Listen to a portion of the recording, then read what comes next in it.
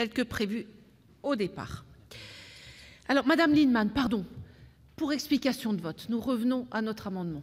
Moi, je plaide fortement, et j'ose espérer que tous les sénateurs seront sur cette thèse et que le gouvernement nous entendra, pour cette idée d'une loi de programmation et d'orientation.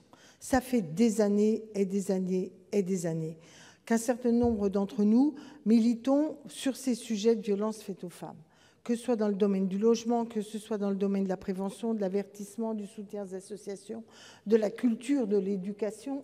Il y a un travail énorme à faire. Et quand on voit qu'en dépit des législations qui ont lieu, le nombre de cas ne cesse de s'accroître, qu'on voit dans l'actualité qu'une dame est venue plusieurs fois à un commissariat et qu'au bout du compte, elle meurt quand même parce qu'il n'y a pas eu les réactions et qu'il n'y a pas eu manifestement l'éducation, la formation suffisante des accueillants dans les commissariats et les gendarmeries.